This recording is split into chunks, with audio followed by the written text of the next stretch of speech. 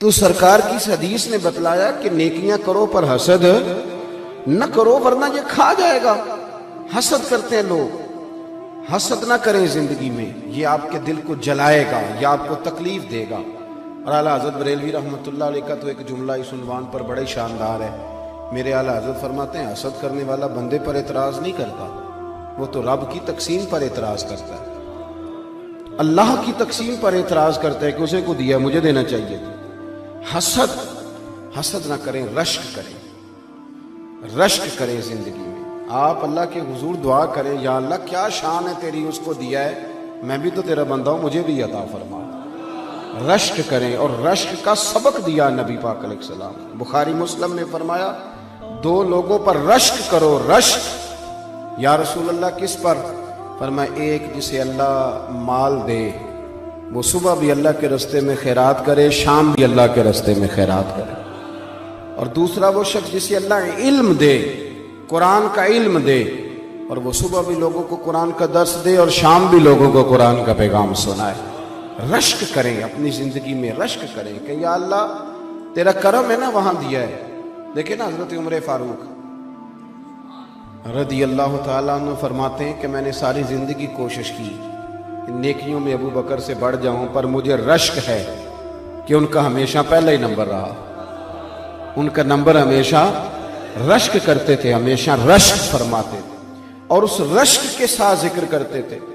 کسی نے آپ سے پوچھا، عارف رومی علیہ رحمہ اس کو لکھتے ہیں، کسی نے پوچھا حضرت عمر سے کہ آپ کہتے ہیں کہ میں آدھا مال، ویسے آدھا مال بھی لے کے آنا بڑا مشکل کام ہے، کہ 2.5 زکوٰۃ دینی پڑتی ہے نا رمضان میں، تو 15 مفتیوں سے لوگ فتویٰ پوچھتے ہیں۔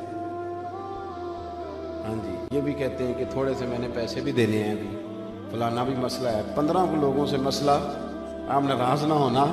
میری چھوٹی سی رائے یہ ہے کہ زیادہ مسئلے پوچھتے اس لیے کہ کوئی گنجائش نکل آئے، ورنہ بات تو ایک ہی ہوتی ہے جو سب بزرگوں نے بتانی ہوتی ہے، پوچھتے رہتے ہیں تفصیلات میں۔ 50% دینا خاصا مشکل کام ہے، لیکن حضرت عمر کہتے ہیں میں لایا تھا 50%۔ توجہ ہے میری بات پر؟ حضرت ابی بن کعب نے کہا تھا حضور میں نے سارے پیسے اللہ کے راستے میں خیرات کرنے ہیں، تو سرکار نے فرمایا نہیں، 1/4 حصہ دو۔ حضرت ابو لبابہ نے بھی عرض کیا تھا حضور سارے دینے ہیں، فرمایا نہیں، 1/4 حصہ دو۔ ہاں، ایک ابو بکر صدیق ہیں جو سارے لے کے آئے تو میرے رسول نے سارے ہی قبول فرمائے۔ تو حضرت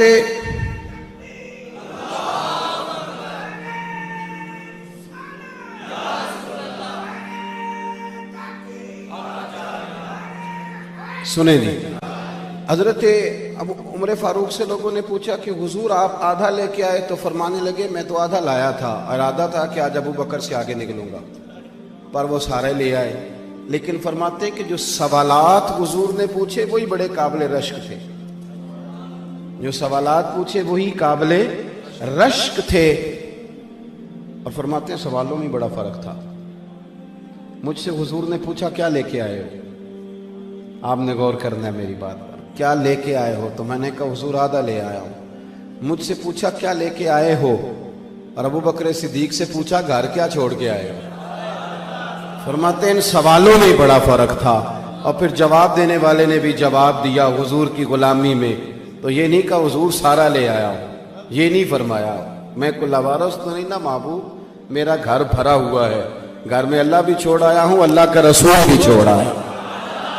رشک والی زندگی گزاریں، رشک والی، اس طرح تو پھر آپ لکیر کے فقیر ہو جائیں گے، پیٹتے رہیں گے فلانا آگے نکل گیا۔ حسد جینے نہیں دیتا، تکلیف میں۔ ہمارے گھروں میں زیادہ جنگ حسد کی ہے۔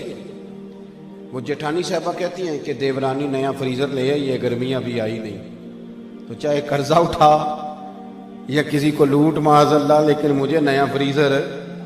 یہ جو دوڑ لگی آپ کے ملک میں نا، بڑی غربت ہے، پریشانیاں ہیں، آزمائشیں، لیکن نئے ماڈل کا موبائل شارٹ ہو جاتا ہے مارکیٹ سے، پرانے ماڈل کا مل جاتا ہے، نئے ماڈل کی گاڑی شارٹ ہو جاتی ہے، اور نئی بکنگ کا معاملہ یہ ہوتا ہے کہ جس نے فٹافٹ لینی ہے وہ 2 لاکھ زیادہ دے کے لے لیتا ہے۔ یہ معاملہ کیا، یہ دوڑ لگی ہوئی ہے، کسی طریقے آگے نکل گئی، اور بڑے لوگوں کی دوڑ بھی بڑی بڑی لگ گئی۔ حسد نہیں کریں، اس تکلیف سے بچیں۔ حضرت عائشہ صدیقہ رضی اللہ تعالیٰ عنہ فرماتی ہیں ساری زندگی میں نے سیدہ خدیجۃ الکبریٰ پہ رشک کیا، میں نے رشک کیا۔ آپ فرماتی ہیں کنز الاموال میں روایت موجود ہے، فرماتی ہیں ایک بوڑھی عورت دوپہر کو آ گئی تھی، وہ سرکار کے آرام کا وقت تھا تو صحابہ نہیں آیا کرتے تھے، لیکن وہ بوڑھی آ گئی، اور جب وہ بوڑھی نے دروازے پہ دستک دی، پوچھا گیا کون ہے، اور جب وہ بولی تو حضور جلدی سے اٹھے چارپائی سے، سرکار نے اسے بٹھایا، کھانا کھلایا، اور کہتی ہیں وہ باتیں کرتی تو حضور گہری سوچ میں چلے جاتے، کبھی مسکراتے کبھی رو بھی دیتے۔ بڑے لوگوں کو حضور وقت دیتے تھے پر اسے انفرادی وقت دیا، اور جب وہ جانے لگی تو حضور نے تحفے بھی دیے۔ وہ خاتون چلی گئی تو میں نے عرض کی حضور یہ کون تھی؟ بڑے لوگ آتے ہیں پر آپ نے کوئی بڑا ہی اعزاز دیا یا رسول اللہ، اور بڑا میں نے انفرادی رنگ دیکھا ہے۔ کہتی ہیں سرکار خاموش ہو گئے، پھر حضور کی آنکھوں میں آنسو چمکے، اور سرکار فرمانے لگے عائشہ یہ میری پہلی زوجہ سیدہ خدیجۃ الکبریٰ کی سہیلی تھی، یہ جو خدیجہ جب ہم مکے میں رہتے تھے تو یہ آیا کرتی تھی، خدیجہ اسے کھانا کھلاتی تھی، اس کی باتیں سنتی تھی، اسے وقت دیتی تھی، اسے تحفے دیتی تھی۔ آج جب یہ دوبارہ آئی ہیں تو وہ ساری یادیں تازہ ہو گئی۔ جناب عائشہ صدیقہ رشک سے بیان کرتے، تھوڑا تھوڑا نکلیں اس دور سے۔ آپ یقین کریں کہ بہت بڑے آدمی سے کبھی بڑا چھوٹا جملہ سننے کو مل جاتا ہے، اور پس منظر دیکھتے ہیں تو کمزور بات نکل آتی ہے۔ ایسا نہ کریں۔ اس حسد کا نقصان یہ ہوا ہے کہ معاشرے کے اندر ہمارے بچے سمجھنے لگے کہ شاید ہم چوروں کے بیچ رہتے ہیں، ڈاکوؤں کے بیچ رہتے ہیں، کوئی شخص یہاں ٹھیک نہیں۔ آپ کسی کا نام لے دیں کسی بچے کے سامنے، سیاستدان کا، لیڈر کا، فوراً اس کو تربیت دی جاتی ہے، چور ہیں سارے، چھوڑ مجھے جی فلاں پیر صاحب بڑے اچھے، وہ دکاندار ہیں سارے، فلاں علامہ صاحب نے کل بڑی عمدہ بات، چھوڑ تو مولویوں نے روٹی روزی کا نظام بنایا۔ ہم نے بچوں کا یہ مزاج بنا دیا ہے۔ وہ ہلکا سا جو حسد تھا اس کو اتنا بڑھا کے بیان کیا کہ کوئی شخص اچھا رہا ہی نہیں۔ میں ملک سے باہر تھا تو ایک صاحب مجھے کہنے لگے پاکستان کا بڑا برا حال ہے، دینی حلقوں کا، غیر دینی حلقوں کا۔ میں نے کہا یہاں بیٹھے ہیں آپ کو کیا بتاؤ؟ کہنے لگے جی کیا کر رہے ہیں مدارس؟ میں نے کہا سنو، رمضان المبارک میں مسجدیں تھوڑی ہوتی ہیں، حافظ زیادہ ہوتے ہیں، حافظوں کو جگہ نہیں ملتی، مدارس کوئی کام نہیں کر رہے۔ طریقت میں ٹھیک ہے بڑی پریشانیاں آئی ہیں، لیکن اللہ کے فضل سے اب بھی ڈھیروں مرید ایسے ہوتے ہیں جن کی داڑھی سنت کے مطابق ہوتی ہے، جن کی پیشانیاں سجدوں کی لذت سے آشنا ہوتی ہیں۔ تو وہ شیخ ایسا ہے جو لوگوں کو ذکر و درود کی عادت ڈال رہا ہے تو یہ رنگ چڑھا ہوا ہے نا۔ اور جہاں تک عوام کی بات ہے تو یہ زلزلہ آیا، سیلاب آیا، تو ہم نے دیکھا 30 سال ہو گئے جس بوڑھی کی شادی کو اس نے جہیز کی رضائی نہیں نکالی تھی، اور اس نے بھی نکال کے دے دی، کہنے لگی اب وقت آیا ہے میں زلزلہ والوں کو دینا چاہتی ہوں۔ میرے بھائی جس بچی نے خود مشین پر بیٹھ کر جہیز بنایا تھا اس نے بھی اپنی ابا سے کہا کہ میں 3 کپڑوں میں چلی جاؤں گی لیکن یہ زلزلہ زدگان کو دے دو۔ ملت کے جوان جنہیں تم برا کہتے ہو، ایک بوڑھے کو 1 بوتل خون کی ضرورت ہوتی ہے تو 13 نوجوان سڑک پہ کھڑے ہوتے ہیں کہ ہم حاضر ہیں، اور پھر آپ کو کیا ضرورت ہے یہ کہنے کی کہ یہ وطن کسی چور کا اور کسی ڈاکو کا ہے؟ یہ وطن کسی چور کا نہیں، کسی ڈاکو کا نہیں، کسی سیاستدان کا نہیں، یہ وطن داتا علی اجمیری کا ہے، یہ بابا فرید الدین مسعود گنج شکر کا ہے۔ کیوں آپ کچی پکی باتیں کرتے ہیں؟ آپ اپنی زبان پر تعریف لائیں تو صحیح، آپ بات کریں تو صحیح، مزاج نہیں۔ میں چلا گیا، یہ سہاوے کے پاس قبر ہے شہاب الدین گوری کی، پتہ ہے آپ کو؟ اللہ کرے آپ کو پتہ چل جائے، آمین تو کہہ دیں، چونکہ ان کا عرس نہیں نہ ہوتا، اس سجادہ نشین کوئی نہیں اور گلہ شلہ کوئی نہیں، الا ماشاءاللہ، ورنہ بات بڑی بن جاتی، فوٹو پہ فوٹو لگی ہوئی ہوتی۔ شہاب الدین غوری، کسی نے پوچھا کہاں رہتے ہو تو کہنے لگے گھوڑے کی پشت پہ۔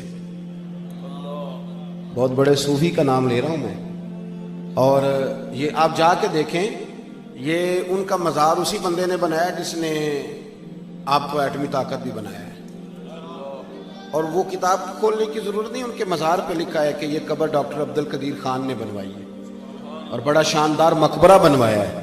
اور شہاب الدین غوری کی قبر پہ جو سب سے پہلا لفظ لکھا ہے وہ یہ لکھا ہے کہ منظور نظر خواجہ معین الدین چشتی اجمیری، پہلا لفظ لکھا ہے، کیونکہ ہمارا مزاج نہیں۔ اور یہ بھی بات ضمناً آ گئی کہ دربار اسی بندے نے بنایا ہے جو آپ کو ایٹمی ہتھیار بھی بنا کے دیتے رہے، اور ڈاکٹر صاحب اور میزائل کا نام بھی گوری ہے۔ میری بات کی سمجھ آ رہی؟ لیکن آخری شعر جو لکھا ہے ان کے لوہے مزار پر پڑھ کے میں تو رو پڑا۔ وہ آخری شعر لکھا ہے، اپنے بھی جس کو بھول گئے تھوڑی دیر میں، وہ مرد درویش دفن ہے اس مٹی کے ڈھیر میں۔ اپنے بھی جس کو بھول گئے تھوڑی، میرے دوستو یہ لوگ تھے جو اس وطن کے، اس دھرتی کے اصل وارث تھے۔ ایک تو زندگی میں حسد نہیں کریں، دوسرا نا جو جس مقام پہ ہے، ویسے بھی میں بیان آپ حضرات سے کر رہا ہوں، بزرگوں کے ساتھ نہیں، تھوڑا تھوڑا نا تکبر بڑھتا جا رہا ہے۔ ہم نا دوسرے کا وجود قبول کرنے کو تیار نہیں۔ اس چیز نے اتنی شدت پیدا کی ہے، اتنی شدت۔ میں صبح 11 بجے سے لگا ہوں اسی کام، انسان ہے نا جی، تو اگر 12 گھنٹے، اب یہ 11 بجنے کو ہیں تو 12 گھنٹے ہو جائیں گے، ہمیں مسلسل چل رہے ہیں، اور ابھی اس کے بعد ایک وعدہ اور نبھانا ہے۔ لیکن اس کے باوجود روز 15-20 لوگ ناراض ہوتے ہیں ہم سے، کہتے ہیں تسی بڑے ہو گئے ہو۔ 15-20 اس کے باوجود، میری بات کی سمجھ آ رہی، قبول کرنے کو تیار نہیں۔ کوئی آ جاتا ہے نا، اگر آپ سے کوئی ڈاکٹر کسی وقت اس کو کسی عالم سے کام پڑ جاتا ہے تو اس کا ذہن بنا ہوا ہے کہ مولوی تو ویلے ہوتے ہیں، کام تو میں کرتا ہوں، مزاج بن جاتا ہے۔ شاید یہی مزاج میری طرح کے مولوی کا وکیل کے بارے میں ہے کہ تو فارغ آدمی، اس کو تو کوئی کام نہیں، تو جاتا ہے چیمبر میں تو آ جاتا ہے، وجود تسلیم نہیں کرتے۔ حالانکہ اگر آپ وجود مان، ستا اٹھ کے کوئی نہیں خوش ہوندا،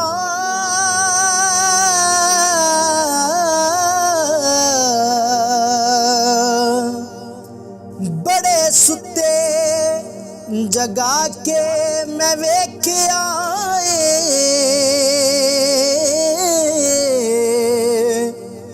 کتے جیا نہیں کوئی وفادار ڈٹھا، تے ٹکر سکا بھی پا کے ویکھ آئے۔